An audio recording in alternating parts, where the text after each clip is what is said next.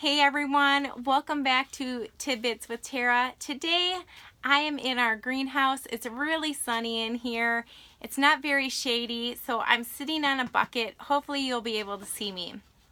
I'm in here planting our garden seeds, and soon with my hard work and dedication, we'll be eating fresh produce, and in the fall we'll be harvesting some of it.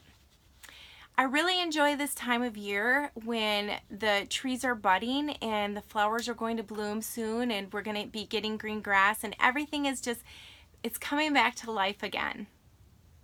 And to think that it all began with a seed. That's significant because in Scripture, the seed is mentioned over 400 times. There's just a wealth of spiritual knowledge that Yahweh wants to give us through the seed. But specifically today, I want to talk to you about the sower, the parable of the sower. When Yeshua goes by the seaside and a large group of people come in to hear what he has to say, and he says this parable. The sower went out to sow, and some of the seed fell by the wayside, and the birds came and quickly ate it up. And then some fell on the rocky places, not much soil, and it sprang up quickly, but because it had no depth of soil, the sun came and scorched it, and the plant had no root, so it withered.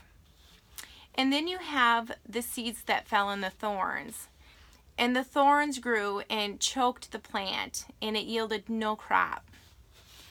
Now you have the good soil, where the seed falls on the good soil and it yields a crop, some 30, some 60, some 100.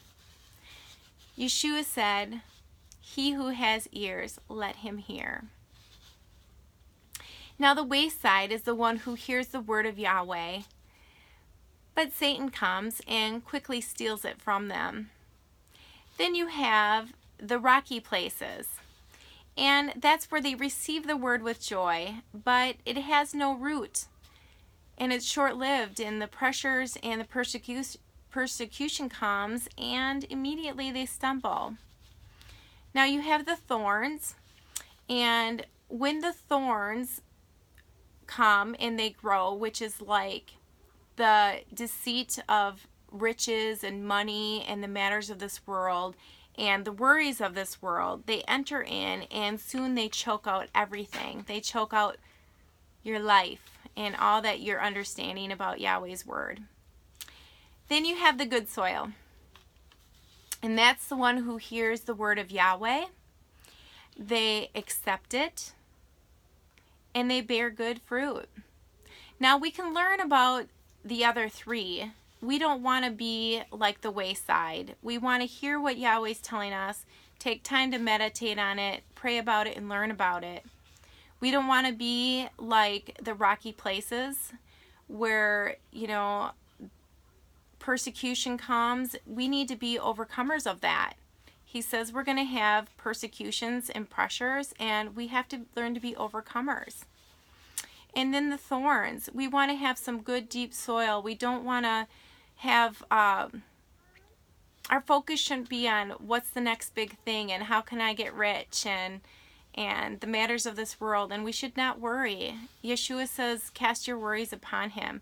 So we should learn about those three other places where the seed is being sown, not to give in to those, but to have good soil, to accept the word, to receive it, to let us nurture us, to grow, and through that we bear good fruit. Now here are my seeds. I have quite a few. This is just a small portion of them, so I really want a big garden this year. But here are my seeds, and the seed is able to survive for an extended period of time until the conditions are right and favorable for them to germinate and for them to grow. My seeds need good soil, and this soil has cow manure in it, It has compost, it has eggshells, it has minerals put back into it in order for me to have some really good soil so that I can grow my plants.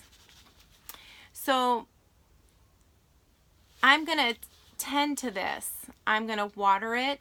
I'm going to make sure it has sunlight, and I'm going to put my part into it. I'm going to dedicate making sure that my plants are in some good soil. I want to produce good fruit.